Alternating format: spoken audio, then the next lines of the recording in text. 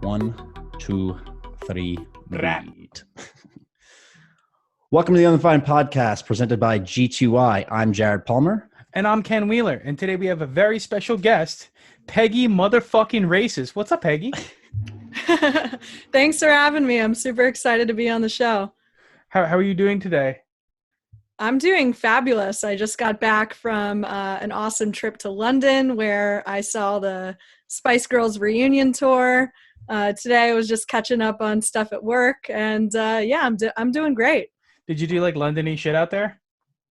Not really. So I've done the touristy stuff before, but I was with my best friend from college. We went to the Borough Market, did a lot of eating, went to some bars, kind of hung out. It was a nice little girls' weekend.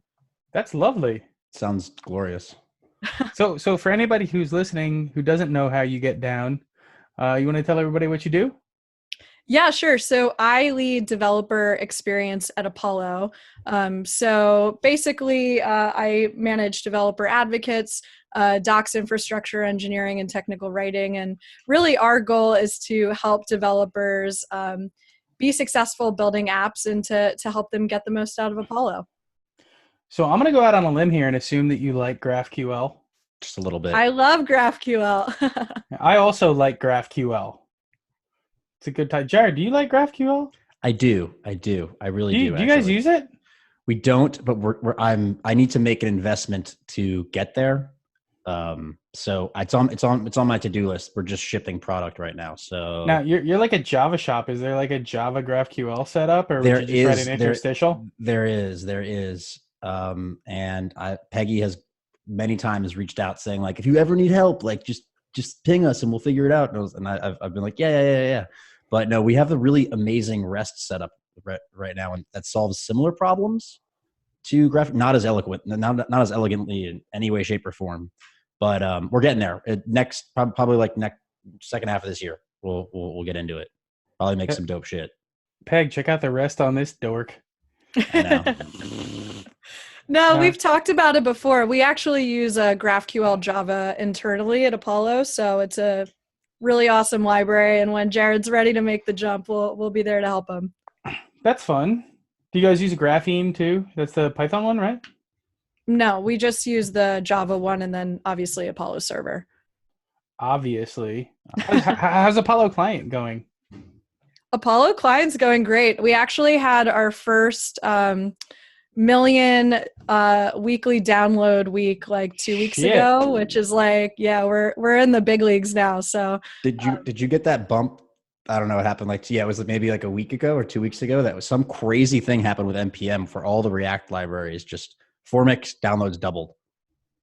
Yeah, maybe it was part of that bump. I don't know, but we also had some big launches. Yeah, that's true. You had the big we launched announcement. Federation. Yeah, the big announcement last week. Oh yeah, so. Federation looked fucking sick. Federation is cool. Do you want to explain to people what schema stitching is, and then also how Federation is different? Because I don't think it's always clear or a lot of people I've talked to are still unclear of the difference. Yeah, totally. So schema stitching was kind of our first really proof of concept with how to integrate GraphQL into a microservices architecture. So essentially stitching multiple sub-schemas into one graph. And actually, I mean, a number of companies integrated it into their architecture. It worked okay, but it required you to write a lot of imperative, messy stitching gateway code, and ultimately wasn't really the long-term solution that we wanted. So that's kind of where Federation comes in, and it allows you to declaratively stitch your schemas and specify those connection points from within the schema itself. And basically with Federation, we also have a gateway package, which will essentially compose multiple sub-schemas into one federated graph with a query planner, and it'll just essentially instead of having a monolithic gateway, it will the query planner is smart enough to know which parts of the query should go to which multiple subschemas. So yeah, it was in like early access with some of our customers before we launched it. We've been getting really positive feedback from the community, and yeah, I'm like super excited to kind of see where it goes, because I think it really like solves the problem of implementing GraphQL in a microservice architecture in an elegant way, and still giving you the tooling benefits of one graph without like the pitfalls of a monolith. Sick. Makes total sense. What's the new hotness in client these days? Yeah. Hooks. So I think it's in beta. We just dropped the hooks beta like this week. We're still waiting on the doc stuff to officially launch it. So we're planning a lot of really cool stuff for the docs, including like a code block to switch between the 3 different APIs, because even though like we want everyone to start using the new hooks hotness today, there's still a lot of people with higher order components and even render props still using them. So, just kind of making the docs a little bit more friendly towards all 3 approaches. How are you going to do that technically? Like, how are you going to, are you going to have Code mod or something? Yeah, no, how are you going to, like, because you'd have 3 markdown. I don't know. I assume your docs are on like MDX, right? Because you guys use like Gatsby themes and stuff. So how are you going to like do that?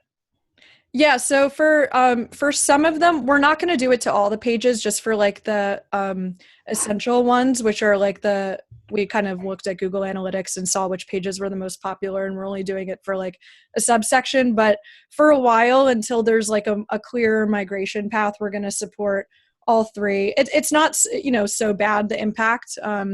What I'm also really excited for is we're prototyping a TypeScript to JavaScript code block that will like automatically strip the types from the TypeScript examples and compile them to JavaScript. Oh, I'm going to steal that. Yeah, well, because React Live uses Bootblay, and that doesn't handle TypeScript at all. So I've noticed this. I've been working on I've ran into this. So if you build that, that's awesome.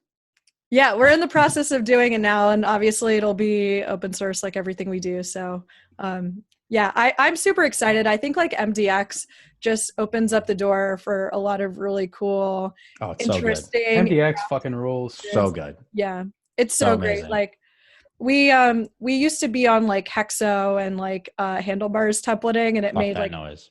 Oh my God, it was terrible. That's that. why we rewrote our entire docs, and now it's been so much easier to iterate, and we can do like really cool stuff like, embedding like playgrounds and even like data visualizations from our products into the docs, and reusable components and stuff. We're super excited to kind of see where we can take it. And that's something like the code block is like a perfect example of that. Jared, should we donate the proceeds from this episode to people who still use render props? Careful. I just feel like there's something that we could do. With that, drink check? Drink check. Drink check. Peggy, what is in that chalice? So I brought my fanciest chalice with one of my fanciest beers for this episode. The Holy Grail. Big. And I am drinking an Orval. It's a delicious Belgian beer. And I got the proper glassware. Wait, you have the matchy glass for the beer. That's amazing. Duh. When I was in Belgium, I saw it. I was like, I must have this. It's so perfect. That's fucking awesome. There's like one for Guinness, right? There's like a Guinness glass, right? There's a Stella glass, right? And but this one's like the best because it's like, it literally like looks like a it looks like a power up from a video game. It's super Belgian-y, but also very pimp chalice-y. Yeah, it is. It has a little bit of like pimp in it, I will say. It's like a Belgian. Like if you threw that pinky up, nobody would say anything. What are you sipping on, Palmer? La Crema, Chardonnay, 2016. I knew you drank Chardonnay. So classy. So I got a bar in my apartment, like a bar cart, and so I stocked it, and I'm unstocking it. Nice. So, Kenneth, as you know, yesterday was Father's Day. Mm-hmm. So I had my dad over, made a mistake, and he brought a little gift for me for Father's Day from him and my mom, which was this Jim Beam Double Oak. Ooh. So just taking this bitch right out of the bottle. As you do. If I had a bar cart, it would just be like a fucking empty table because I just run through liquor like Yeah. Incredible. There's just no like, you know, like a lot of people have this like whiskey collection. I have like a collection of empty bottles. The main use case for the bar cart is to hold the decanter that my brother-in-law got me, which usually is empty, and then the glasses of, you know, all the glassware. That's it. The decanter makes such a huge difference. I always decant my wines now, and it's just like it's so much better. And you Is it feel really? like super fly when you do it. Oh yeah, it's like I got this like fancy one off Amazon, and it looks like a piece of art almost, and you just feel real fancy when you're pouring your It's like wine. one of those like curved looking shits. It's all glass. Yes. Yeah. I like the fucking like crystal like Scotch decanter. That's right. It's like a ball and has like the fucking. I have the crystal. I have the thing you were thinking of, the Don Draper decanter, like the Mad Men, old school Scotch decanter. It's amazing. That's right. Yeah, good times. The wine one is more fun to use though, because it's like long enough. It's like one of those. It's meant for a dinner table, so it's got like a long spout, so you can like reach over people. I've never decanted wine, but now after this endorsement, let it air it out. I think I may. Perhaps, perhaps. You should do it. It'll make like, especially if you're drinking like a bottle that's, you know, maybe on the cheaper side, it just makes it taste better when you decant it, and like Really? it makes the expensive bottles taste even better. Oh yeah. So you're saying I should have decanted the Franzia and shit I had in college? No, maybe not the Franzia. I don't think anything can make that acceptable, but I had a real box wine phase for a while there, like Boda box, like middle of the road box wine, and it was lovely. The problem is that when you have access to 3 bottles of wine in a box, you drink 3 bottles of wine in a box. Oh yeah, bad things happen when you're slap the bag. Slap the bag. I was just gonna say. Over Slap the bag. Oh man, should we all do a cheers? Absolutely. Oh, this is. What are we cheersing to? Micro front ends. There it is. Cheers to micro front ends. Salute. Cheers. So what else to do, Peg? Yeah. What else is going on? Any fun travel outside of London? Fun travel. April, I did a lot of traveling. I was in Amsterdam, met up with one of my friends in Copenhagen. Then I was in SF. Oh, I'm going to California for like a month and 2 weeks. Yeah, so one of my best friends from college is getting married near LA, and then I'm going to San Diego on vacation, and then I have our Apollo All Hands in San Francisco the week after. So a lot of traveling there. Other than that, we just had our big fundraising announcement last week. That was pretty huge. $22 million? Something like that? $22 million. Nice. That stock got a valuation. It's increasing. Are you going to get a hot tub? I would love a hot tub. I'm actually looking to buy a condo in Jersey City. Nice. Yeah, that's the well, new I've been hotness. looking for like 9 months, but it's been a slow process. You're in Hoboken now? Inventory is so ass. Well, everything's just so expensive, and like what I want is like very specific. So like only 1 or 2 properties come on the market a year, and I got outbid instantly. It's fucking bullshit. I know. I'm in the same position. It's driving me fat in my fucking mind. Are you trying to do Jersey City, Ken? No. I'm just in like the whole like my wife wants a very specific thing, and like we'll go and then like put offer in, and then we get outbid, and we're like fuck, like just devastating. You're still in Jersey though, right? Still in Jersey. Yeah, I'm in Hoboken. I've been here, And how long has it been? It's been, it's been like maybe 3-ish years since I moved to Hoboken. Since we've chilled. Oh, since we've chilled. You're still in Jersey. And it's been the better part of 6 months. I know. Well, you never come to the city anymore. I've seen Jared like twice since then. Where have you been? Yeah, Ken. Just, in Chicago and shit. Being an asshole. Flying on private jets. Staying in Four Not Seasons. last time. I flew commercial last time. It was Wait, your company flew you on a private jet? Yeah. So it's like they have a jet that goes like back and forth, and like if you're going from New York to Chicago, then you can put in to get on it, right? And if there's room, and I guess whatever, I don't know the criteria. They're flying anyway, right? The heuristic by which you get accepted to go on the jet. But if you get accepted, you get to take the jet, and it's fucking incredible. It's like an Uber with wings, right? You just roll up and like step onto the jet. No security. It's fucking awesome. Pilot turns around. He's like, "Ken?" I'm like, "Yup." That's awesome. It's fucking sick. No, the best part is though, like you skip all the bullshit, so it's like you land and then there's like a van waiting and you like take Get back in the Uber and you're done. Yeah, so it's like all like this like Hudson News bullshit is completely over with. You know, like, all the taking off the shoes, all the like stuffy shit in pockets is like no. Yeah, taking off my watch and my phone or my Fuck bullshit, that. putting You in the don't backpack. have to change the song. You just walk directly onto the plane and then directly off the plane. Yeah, that's incredible. So convenient. Really, really good stuff. But I flew out there and brought my kids the last time. Yeah, I saw that. Oh, that's so cute. Yeah, I was like, fuck it, I'm going out there. I might as well just bring them, right? So got them out there, and I will tell you what, the Four Seasons is incredible for children. Every single day they bring them something. Like what? Like we come back, like they come back from somewhere, right? And there's like a tray with like a kit to make cookies. It's like a tray that has like 2 cookies on it and like fucking frosting and like marshmallows and chocolate and shit, and like you can like put together their own cookie. Or like one day it was like cookies and milk. You show up, they gave them stuffed animals. Like if you have kids, dude, that place fucking rules.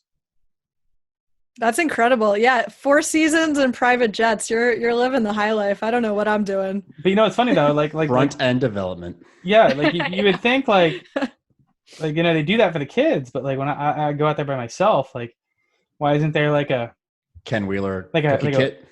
Like I don't know, just like a whiskey and a hamburger and a penthouse or something. I don't know. Like adults want to make cookies too. I would totally appreciate a cookie making kit if I arrived at a hotel. A bong and a blitz. Oh I would definitely appreciate that. Yeah, I don't know. I'm just saying, you know, maybe the guy who was paying for it. But I digress. Yeah, good time. Do you ever make it out to Chicago? I've actually never been to Chicago before. I've always wanted to go just so I can shit on the deep dish pizza, but yeah, I've never been. I got bad news for you. It fucking rules, and the pizza rules. But really, yeah, it's fucking really cool. What's it like? It's a legit city. Lasagna. So guys, like you know, like being New Yorkish, right? You'll go to like other cities. You'll go to like Seattle or San Diego. Yeah, this is adorable. And you spit, right? Like this is adorable, right? But like yes. You go to Chicago and it's like a fucking very legit city. It's it's like just a cut under New York level. Like you're like, wow, this is fucking crazy. Very New York-ish, right? Like it reminds you of it in a lot of the places. Mm-hmm. Just very dank food. Actually, like the deep dish isn't even their thing. Like if you talk to anybody out there, nobody ever eats fucking deep dish. Their thing is this thing called an Italian beef, right? It's like it's like a fucking Arby's sandwich almost, but if you compare it to that, they'll lose their fucking minds. It's like like imagine like this beef sandwich that has like hot peppers on top of it, and it's like au jus dipped. It's very good. It sounds dank. Yeah, the hot dog rolls too. The hot dog's really weird. It's like this fucking. It's got a bunch of bullshit on top of it, like tomatoes and hot peppers and shit. Their topping game is out of control. Sounds like you're into it. How's the food at work recently? Oh, dude, there was a shrimp day the other day. Not only was there a shrimp day, there was a Taco Tuesday.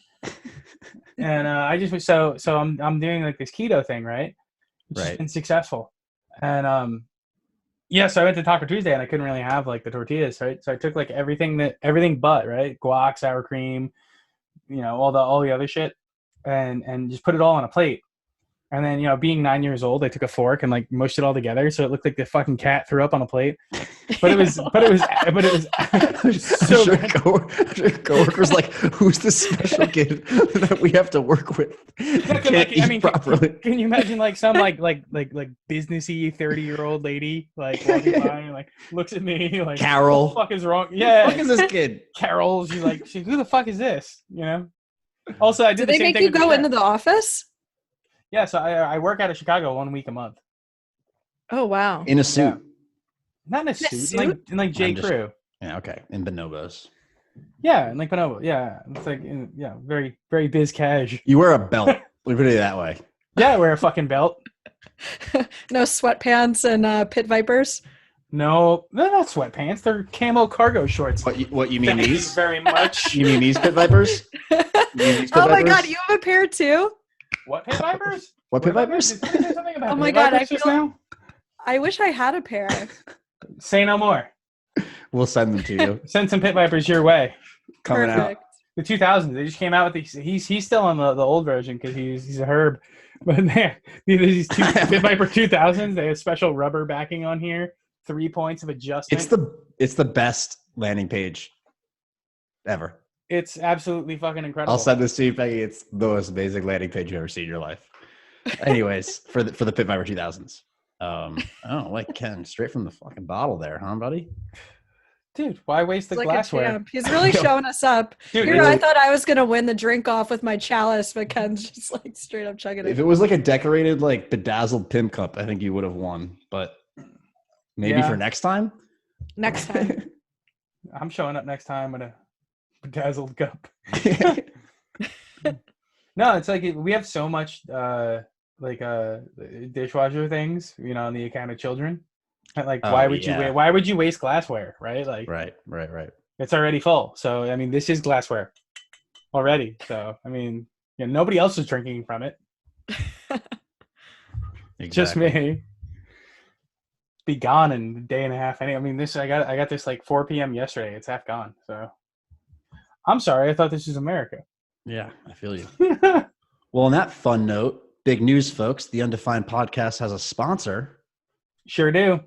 So we're really, really happy about that because supporting the team is important. And so this week's sponsor is a company called G2I.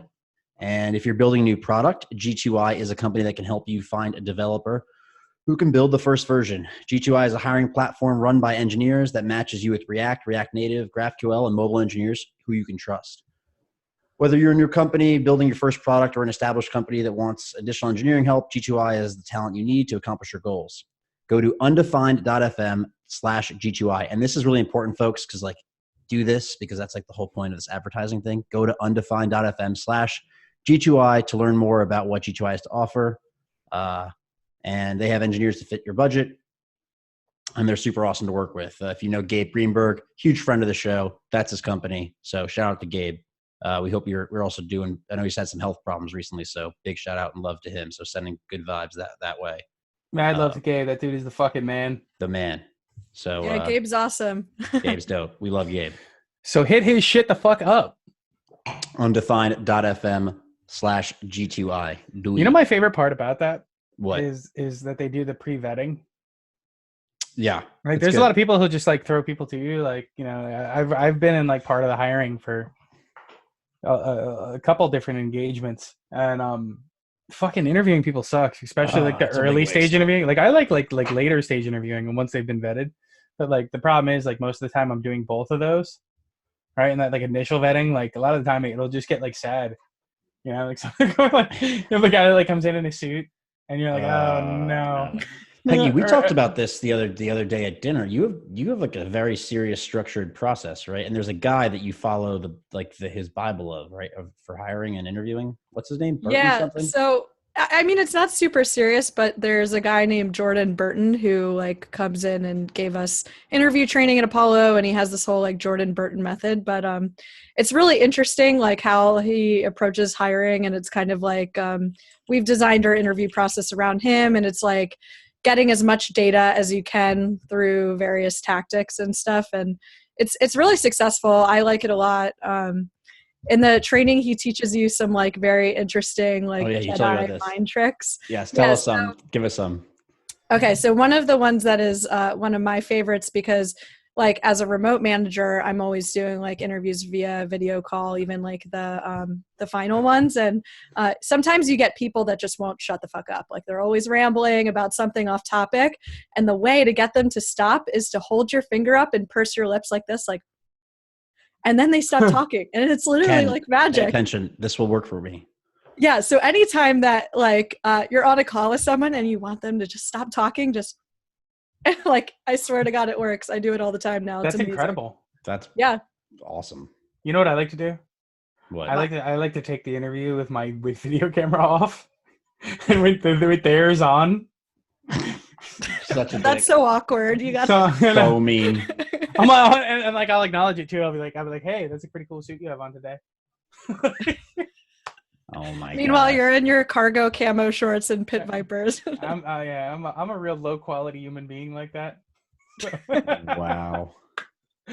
That's amazing. Actually, I don't really have a choice most of the time because if I'm doing it over a remote desktop, the camera doesn't transfer. Yeah, it's rough. The vetting thing is rough. There's just Isn't so it? much. There's so much upfront cost in vetting.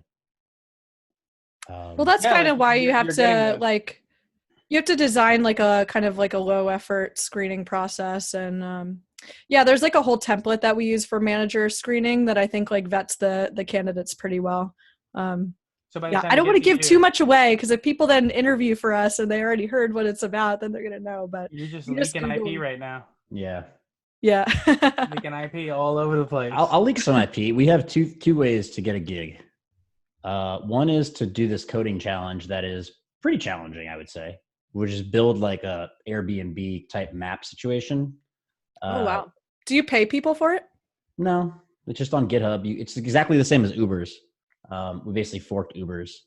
They provide some data in like an S3 bucket, and you have to manipulate it. And it's sort of open ended. It's how much effort you want to put into it. The more important thing, and this is for anybody who's listening, is the documentation. Actually, I actually don't care how far you get. I more care about the way you document what you're building and where you would go, and also just the way you approach it. Like you could write 15 lines of, you actually could write no code. If you just documented how you would do it, that would be just as good. So, Noted. Yeah, there you go. And then there's like a full coding. Then we do like a full, like we pair program for like, you come in or we do it remotely and you pair program for like an hour on your side project though, whatever you want, your thing. Oh, that's cool. I like that idea a lot, actually. So that way, like, if you don't have a side project, we'll just like make one up. But like, I remember one of my engineers, Suspense had just come out, and he didn't have a project, so we built a React. We built a router for React with Suspense, like so that it would wait in between routes. It was cool. Then later, after I hired him, he told me that he he rewatched Dan Abramov's talk like 17 times, and he was like, Suspense. Hey Peggy, do you remember when we were racing to do the Suspense GraphQL client and you beat me to it? Like, and we both thought that Suspense was going to be out. Oh my God, yeah. You remember when I went up on stage at ReactConf and was like, yeah, this is going to all come out in like a couple of months, and it is not out yet. Yeah. No, I did my React Europe talk last year with like a Suspense demo.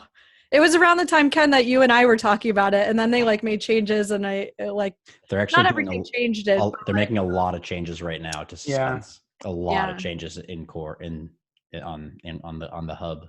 It's the way the fallback on the hub. On the hub. Is that what the kids are saying these days? The hub. Shit. What are some of the changes that you know of? There's a new thing called batched mode. Last time I checked, different from concurrent mode. Isn't it already in batch mode? Yeah. And then there's another thing that they changed like some of the way that you could set like a fault. There's no max duration anymore. You set like a fallback time limit on an entire like tree basically. Oh shit. And you wrap it in an imperative API and a callback to do it. Those are the ones that I remember. This was like 3 weeks ago. I haven't looked. You've been following this? Yeah. Because we use Suspense in production right now. So for data fetching too, because we like that. Living on the bleeding edge. We do that. You know how it is. And we have our own cache. There's all this thing. It's a whole hoopla. I didn't write any of it, but it works. Java on the back end, experimental React on the front end. It's a reverse mullet. It is a reverse mullet. It's basically like as cool as it can get on the front end and as boring as fuck as it can get on the back end. Magnificent. So, yeah. Only thing maybe more boring would be some PHP shit. Don't even talk like that. You're gonna have to edit that out. Yeah. Don't talk like that on this fucking podcast. Peggy, what's like what does GraphQL look like in like 2 years? Is it like, besides taking over most of the world, but like what's going on in 2 years? What's this podcast what are we talking about on this podcast in 2 years? What are we talking about? Yeah, that's a good question. So I think federation, is going to become a big idea. Like, we've kind of released it, open sourced it into the world, but I expect to see like a lot of exciting like tools and services being built with it, and just like interesting implications that we kind of haven't even thought about yet. Can you build like an I app think store for Federation? Could somebody build like a little, maybe this is the grand plan, maybe I'm going to blow this up. Like, could you build like, I'm going to provide this image resizing thing inside of your Federation scheme, and then anybody who needs images can go to this part. Could you do something like that? Or I don't know, that's a good example, but like just provide slices as a service, or I don't know what the component pieces of a federated graph are, but whatever the component piece is, could you provide that as a service, like with an app store or anything like that? Oh, like stitching third-party schemas. Yeah. So I feel like there's like two schools of thought. I suppose the first time we actually like demoed Federation, it was like stitching the GitHub schema with something else. So it was doing like stitching together third-party schemas, but you could just do kind of like GraphQL service-to-service communication for that. Like you wouldn't necessarily need to stitch them. So I mean, I think it could be possible. Like, I'm kind of excited to see what people build with it, to be honest, because we've kind of, worked within a limited capacity with like our customers who I think have been using it mostly to compose like internal APIs as opposed to external ones. But there's no reason why you couldn't do that. And I think, what's that guy? Sean Grove's company, OneGraph, kind of like stitches together like third-party APIs. So I'd be curious to get like his take on it if he's seen Federation, like, if he would use it and if he would use it like for stitching together third-party APIs, because it seems like an interesting use case. So Jared, we should have him on and ask him. Yeah, yes, we should ask. So yeah, yesterday, you should. Ken, during the podcast yesterday recording session, I registered the npm package boof, and and then I got a message from Sean, and I tweeted about it, and I deleted the tweet because it's like not a good tweet.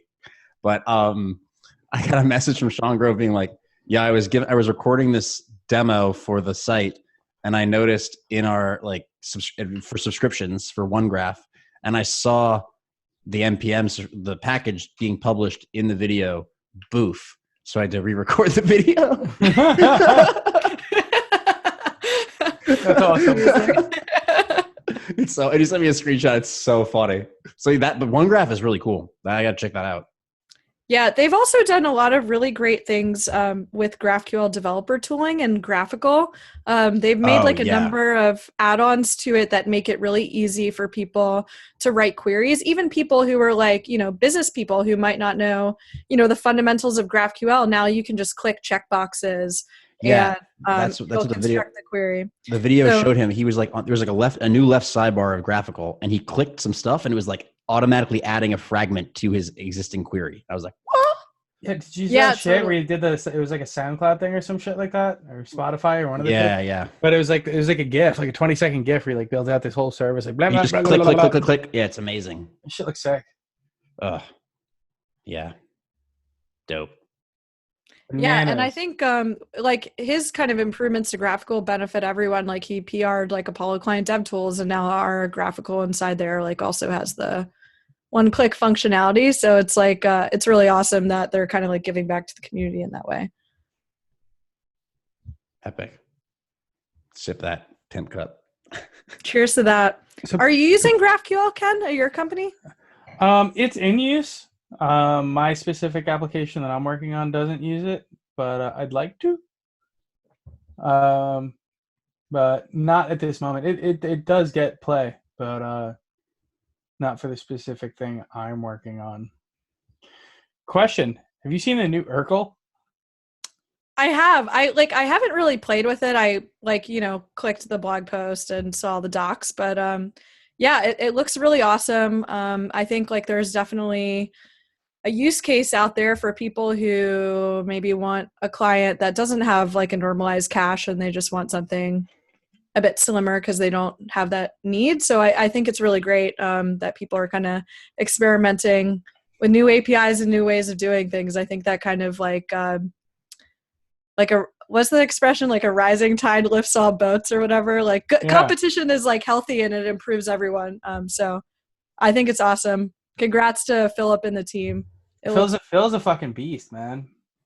My initial Urkel was like somebody like shit on a canvas, and then and now he made it art. yeah. Now they come in all smart and shit, and making it production ready and shit. Yeah. They did. They added. They didn't. Did they add caching? Or Yeah. cache? No, there always was caching. It just Normalized. That's what I meant. Normalization. Yeah. I think he's working on a normalized cache because I was talking to him like we talked on the day of the release and I asked him about it and he said he's working on it now. And That's cool. I'm curious to how other people are going to do it because it's definitely a tough problem, especially super hard.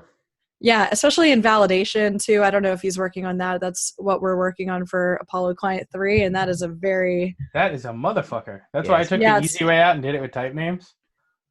Yeah. Yeah, I mean, it's why we haven't worked. It's why it's not in like Apollo Client yet. It's just because it's a tough problem to solve. But Ben, the lead engineer, I think I saw some like docs, some prototypes or like RFCs floating around internally today. So I'm excited to kind of see the progress on that. Does Relay do normalization and invalidation? No, and I don't think they do invalidation either, but their normalized cache is super similar to ours. Got it. So what do you do in Relay if you need to invalidate something? You just... Yeah. My guess is that there's some sort of, refetch queries. Got it. You just refetch. Method. Yeah, that makes sense. Yeah. Possibly maybe the Relay cache is a bit smarter than ours when it comes to knowing what needs to be invalidated because obviously with Relay they have kind of strict conventions on how you right. They have the strict convention on pagination and they have other things, right? So you have to and the node interface. Right. Everything's unique ID, which makes normalization much easier. Yep. So they kind of have limitations on what you can do with your schema, and that in turn would probably make it easier. But I don't know like the ins and outs of how they do it. Word. So Peggy, when you're not GraphQLing, what do you like to do? Lots of things. I like to in the winter. I like to ski. I like to DJ, but like not as much anymore. It's more just like when is the around Peggy on my tractor. Collab?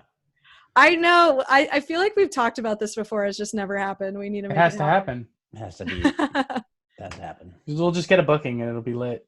Also, we have to go skiing.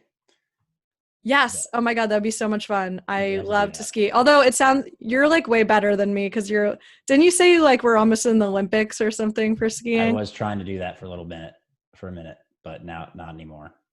Yeah. I'll be snowboarding, but I do that. We can do that too. Yeah. It's all good, Ken. I'll do that. I'll do that. Support you. Cool. It'll be good. We gotta whip that out. Peggy, how did you get into development? How did I get into? You were at MLS for a while, right? And then how did MLS. Yeah. So how did you get into it? My story is a bit untraditional. So I was a history major in college, and I taught myself how to code. Like I was working at Macy's. I was in the buying office for like bras and panties. No way. I have a friend that works in buying right now. That's so funny. Yeah, it was kind of like it was one of those things where like obviously the retail industry is changing very much with like Amazon and the rise of online shopping, and like I didn't really see a long-term kind of career path working and buying at like a department store or whatever. So I started teaching myself how to code on the side. I got into it actually because I was like kind of programming like the MIDI mapping of my tractor, and I was like, oh, this is cool. And you kind of had to like dive into some code to do that. And then I was like, let me just like teach myself. I started with Ruby, taught myself that, then started teaching myself JavaScript. I went to a boot camp for 3 months, and the rest is history. Grace Hopper in New York City. So it's a female boot camp. It's like one of those tuition deferment ones. Really great place. If you're looking to learn how to code, I highly recommend it. And that's kind of what got me into it. It's awesome. That's epic. Yeah. And here I am at Apollo. Blow. Run shit. At Apollo is an understatement. Yeah. So, Peg, do you like memes? Memes? Like what kind of memes? Like dank memes. And like the dankest memes. I like memes. I'm not like a meme enthusiast. Like I don't like follow a ton of meme accounts. I don't create my own memes, but I appreciate a good meme. Well, we do have a segment every week where we do meme of the week, and You're up. I think. Oh, am I up? Or you No, want to no, go? no, no. Yeah, Maybe Peg's up. Peggy. Yeah. Do you have a favorite? Oh, don't meme put me you on the saw? spot. I told you I'm not like a meme connoisseur. I feel like one of you. It could just be like anything. It's just anything you saw on the Twitters or on the Instagrams. Anything. See, I wasn't checking Twitter this weekend because I was too busy Oh yeah, you were at the spicing up my life at this Spice World. Ken, do you have a meme of the week? Yeah, I was trying to find it, but it was like it was like the butterfly with the hand up. Is this a micro front end? Oh, is it the multiple React, the Dan Yeah, yeah, that tweet's Can amazing. someone recap the micro front end? I feel like I Okay. keep seeing it, but I don't know where all this started from. So I don't know where it started. Do you know where it started, Ken? I think it was a blog post or a tweet stream. All right. So for what it's worth, ThoughtWorks, which is widely regarded as a very respectable technology, like just thought leadering, Oh yeah, whatever. totally. They have like the technology radar. Right. So It's a big deal. on the one hand, I'm like, sick, Formic made it on the tech radar. Fuck yeah. Yeah. And also, so did Apollo. Apollo was like adopt. Formic was like trial, which is like one less than adopt. Yeah. So that's It was cool. like Apollo and TypeScript in the top category. And I was like absolutely floored that we were mentioning Breath as TypeScript. It's pretty dope. So I have that motherfucker's book like on my nightstand. So it's like, what? That's cool. Anyways, so in like I don't remember which phase. One of them is micro front ends, but it was way higher than it should have been too. Anyways, the idea is that you have multiple frameworks on the same web page, and that's what's up. Instead of having, and then you share state between them. That's the gist. Like different frameworks and shit. Like Vue and React, or maybe web components or Angular, which seems like the interim state when you're trying to migrate to one or the other. But that is like the consistent, like in perpetuity status quo of a micro front end.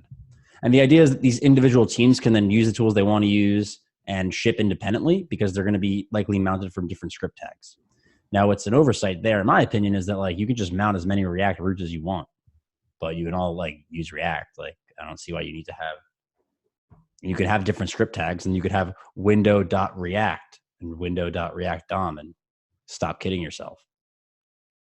Yeah, I guess like it seems like one of like the great benefits of React is like sharing components. Like how do you implement a consistent design system when everyone's using their own framework of choice? You don't. Or you do it 3 times, one for React, one for Angular, one for Vue. It seems kind of counterproductive, but yeah. So that Dan Abramov tweet is priceless though. It's like if that's what your like needs dictate, then God bless you. But like if I don't know if it's the kind of thing I jump to, like fucking I'll tell you what, our next project, we're fucking doing this. I don't think it's a goal. How could it be a goal? That's what I don't understand. Yeah, it seems like a means to an end. Yeah, like an interim, temporary, or we're gonna do this for like a couple months and then we're gonna pick one or the other. It's like if you had really small legs like Jared, like you'd buy like really small jeans and you'd be like, fuck it, man, it works for him. Right. God bless him. Exactly. Or if you're Ken, you'd buy like really baggy ass clothes to cover up the bump. That's right. Because you're like, this is what it is. Yeah, you do what you got to do, you know? You got to do what you got to do. And if you're also Ken, you like buy cargo shorts because you have so much shit to put in your pockets that you need extra pockets around. Where am I going to put 15 joules? Wait, I know what my meme of the week is going to be. What? Someone did like a developer advocate starter pack. That was me. It was him. That was me. It was so funny. It was like gray Allbirds stickers, and I have gray Allbirds and stickers, so I was like, this is fucking funny. One was a jewel, and what was the other one? Web components. That was so great. I love that. Oh, that was good. Set me up. I was a big fan of the Hating Ken Wheeler starter pack. That shit was prime time. Yeah, because it was so accurate. It was so accurate. It was like white wine. We gotta send this to Peggy so she can see it. Get the reaction. White wine, a cat, Soylent, and vegetables. Soylent, I think is a toss up. I'm not even sure Soylent is like a. It's not even that mainstream enough. The white wine and a cat, though. I think the white wine and the cat was like it, but I think you should have gone for like a. I needed like Kombucha 4 and- panels. like a fucking kombucha or like a candle. I was gonna go kombucha, and then decided Like against anybody it. who buys a candle, clearly. I think a candle, bubble bath, a cat, Oh, and I don't know what my fourth one would be. Karl Marx book or something. I don't know. yeah. No, like some sort of like Jane Austen novel.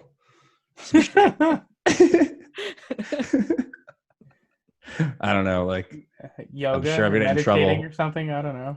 yeah. I don't know. I maybe like yoga and meditating, and I still love you, Ken. Yeah. It means a lot, Peg.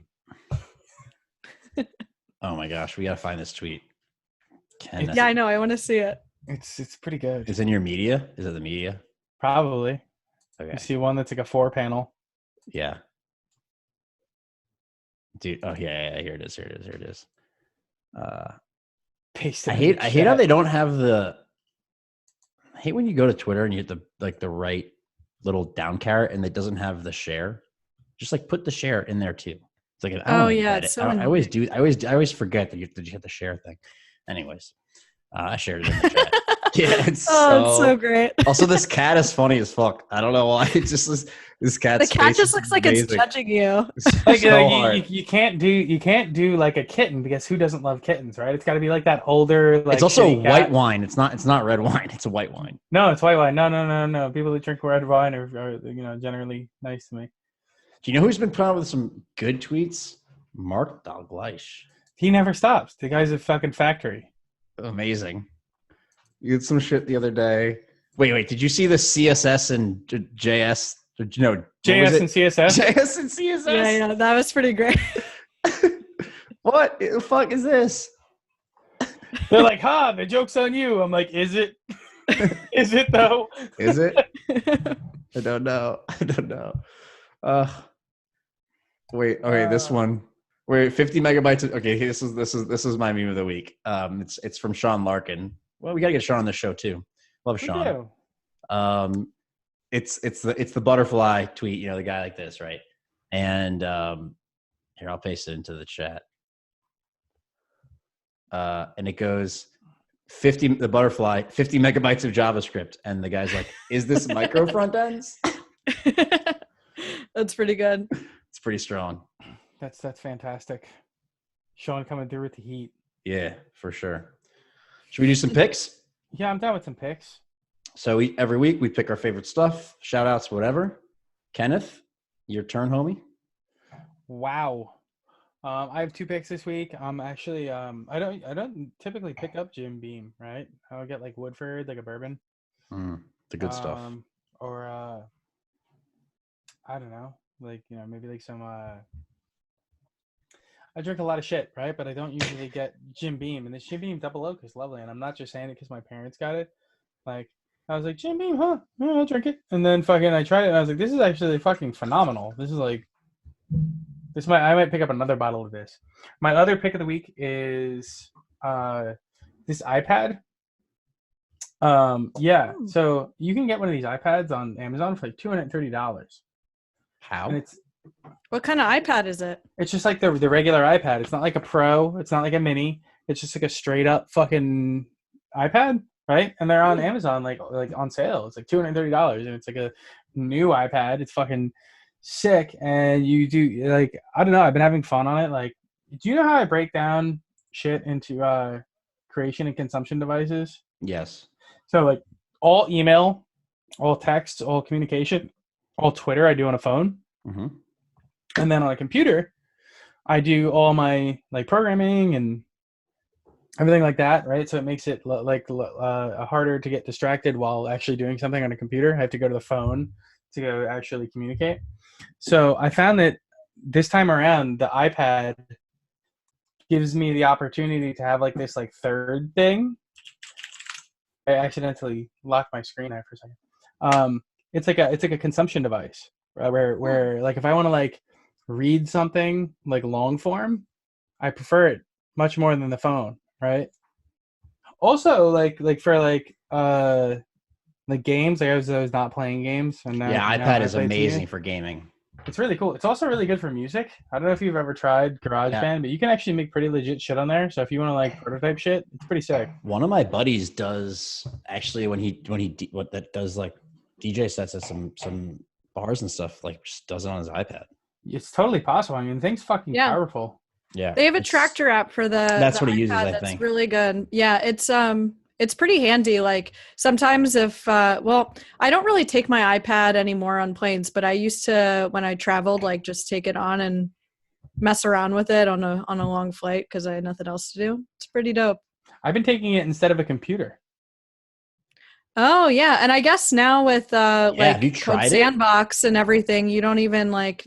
And then the mouse, need a real there's a computer. mouse like thing with accessibility. You can use a mouse now. Yeah. Apparently, I Well, saw that with the now new- that like I can't do open source really, I keep code at work, which is a tragedy. and I'm so much happier. Yeah, but it's also sad. Only because it would be mad funny what you'd actually publish. Yeah. Well, what are you gonna do? Yeah. It's good because then you can do other things. Peggy, what are your picks? My picks. Do they have to be technical, or can I do like one technical one time? No, not at all. Okay. Team technical. All right, my first one, which is going to be kind of a technical pick, but I recently attended Laura Hogan's management workshop in New York City, and it was a really positive experience. I learned a lot, and she has a free newsletter that is really good. And she just sent out one with like a bunch of free resources on like good one-on-one questions, like how to give good feedback, and like just a lot of like really helpful nuggets in there. So that one's good. And then the second that I'm going to give is like not necessarily something I recently discovered, but just my favorite dance music podcast that I listen to when I work is Days Like Nights by Ilk Klein. And I will send you all the links so you can post it in there or whatever. But if you like any like deep house, tech house, like chill beats for coding or just doing whatever, it's perfect for that. Are you into deep house? Are you in that deep Jersey house grind? I don't think it's like Jersey House, but I'm just making that up. I don't even know if that exists. Just saying, are you into deep house? I am in a deep house. When deep you're house, coding tech too? house. Always. I don't really like music with words that much. Yeah. I cannot code music with words. Yeah. Yeah. I do above and beyond Distraction. like trancey stuff sometimes, but not into the deep house as much. But maybe I'll try it out. Sounds interesting. I Yeah, just it's listen good. to anything by who's the guy who did Westworld? Some Jardi Jwanjri. Raman Djawadi. Yeah, that's what I said. Djawadi, yeah. Djawadi? Yeah, Djawadi. So, yeah, 'cause he did Game of Thrones too. Yeah, he does everything for HBO. He's awesome. Yeah, and all that music, if you're like tweaking out on nootropics, is fucking phenomenal. Especially while coding. Really good. Ken, like, just, yeah, sure. Nootropics, fucking, sure. Just saying, dog. Just take Adderall, man. Would have been easier. Like I said. My picks of the week. Seeking behavior. Right. Exactly. My picks of the week. I'm going to shout out to article.com. Started by some software engineers in response to, it's a direct-to-consumer furniture site. I got a dresser. It's pretty fucking nice, gotta say. Arrived same week. To go with your art? Yeah, Ken, to go with my fucking art. He bought art and he had it framed custom. Just want to let you know. Is it that the art on to the left of your wall right there? Oh, yeah, this art? Yeah, it's nice art. That's Ken's mom's ass right there. It is. I touch it before every podcast. It's an abstract interpretation. So yeah, article.com. That's like shout out number one. Pretty cool. And well priced. You go direct to consumer, which is cool. And the other thing that I have is going to be this. What the fuck is this from? Oh yeah, Rag and Bone. Dude, they make nice ass shit. Yeah, they do. All my jeans are Rag and Bone. They're expensive, but totally worth it. Dude. Sick hoodies? Fucking dope. I was going to get some jeans the other day. Good cashmere. Just like, do not ever put anything from there in a dryer. But besides dry clean it all. You dry clean it all. Even the t-shirts and shit, because like it'll get fucked up. And Nordstrom? You go to what? the store. No, yeah, I don't know. There's one like a block away from me, so I just walk over there. And yeah, it's great. Rag and Bone. What up? Rag and Bone. Rag and Bone. All right. Well, Peggy, how can people follow you and connect? Yeah, just follow me on Twitter at Peggy Rayzis. That's probably the best way to get in touch with me. I would say email, but I'm very slow with my email. So yeah, Twitter, definitely the best way. If you ever have Apollo questions, either DM me, or if you don't get a response, because I get a lot of DMs, the Apollo Spectrum community is a really great way to connect with friendly people who are there to help you with Apollo and GraphQL. Awesome. Well, thanks for coming on. Really enjoyed it, as always. And we'll see you soon, hopefully. Yeah, we'll have to get drinks in New York City or something. Absolutely Exactly. need drinks. Need drinks. Peggy's coming to the bar crawl. Yeah. Speaking of which, Undefined bar crawl happening soon. We'll make the announcement of the date and place in the universe that this will occur shortly. Shitfest in real life. Yeah, exactly. We will actually converge together in a group and drink. Love it. Thoroughly. Yeah. So anyways, for the Undefined podcast, I'm Jared Palmer. And I'm Ken Wheeler. And we'll see you next week. Fuck y'all. All right.